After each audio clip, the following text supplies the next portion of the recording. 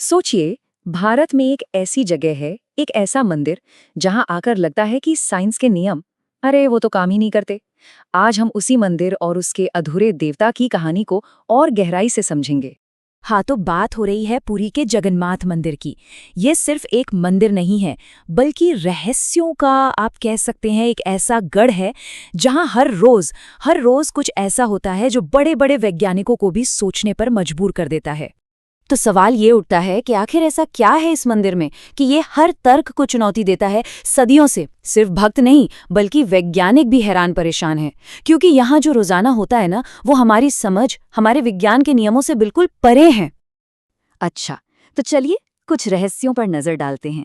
सबसे पहले तो मंदिर का ध्वज, वो हमेशा हवा की उल्टी दिशा में लहराता है। अजीब है ना? और तो और, मंदिर के शिखर के ऊपर से आज तक न कोई पक्षी उड़ा है, न कोई हवाई जहाज। और यहाँ की रसोई, अरे उसकी तो बात ही अलग है।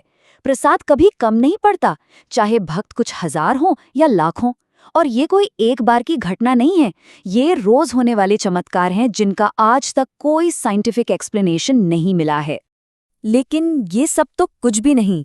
शायद सबसे बड़ा, सबसे गहरा रहस्य मंदिर के बाहर नहीं है, वो तो मंदिर के अंदर है, स्वयं भगवान की मूर्तियों में छिपा हुआ। अब देखिए, आमतौर पर हिंदू धर्म में हम जो मूर्तियां देखते हैं वो कितनी सुंदर, कितनी बारीकी से तराशी हुई होती हैं, है ना, बिल्कुल सजीव। पर यहाँ यहाँ जगन्नाथ, बलभद्र और सुभद्रा जी की मूर्तियां बिल्कुल अलग हैं, अनोखी और अधूरी।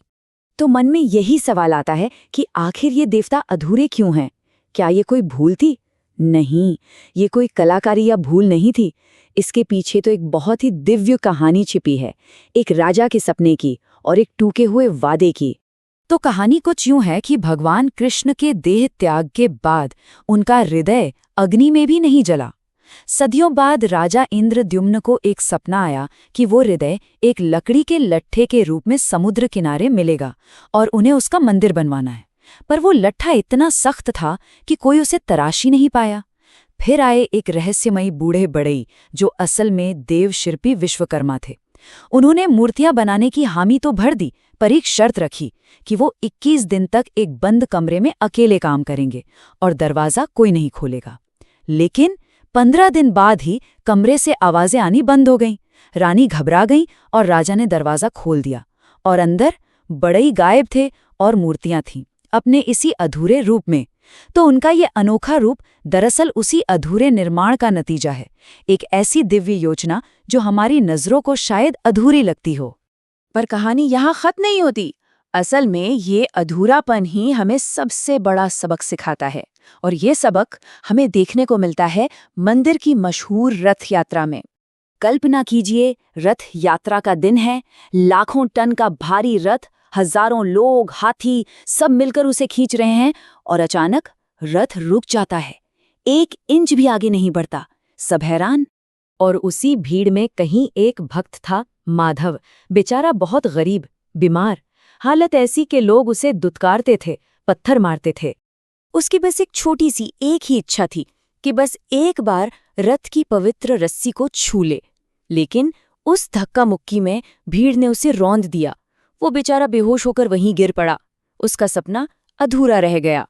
उधर पुजारी मंत्र पढ़ रहे हैं, लोग अपनी पूरी ताकत लगा रहे हैं, पर रथ टस से मस नहीं हो रहा।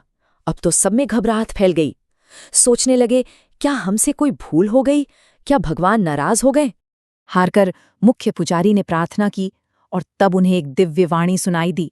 वाणी ने कहा कि भगवान नाराज नहीं है, वो तो प्रेम की डोर से बंधे हैं, उस भक्त के प्रेम से जिसे सबने ठुकरा दिया था, माधव। बस फिर क्या था, चारों तरफ माधव की खोज शुरू हो गई। और जब वो मिला तो जिन लोगों ने उसे कल तक दुत्कारा था, आज वही लोग उसे अपने कंधों पर बैठाकर किसी राजा की तरह रथ की रस्सी तक ले गए।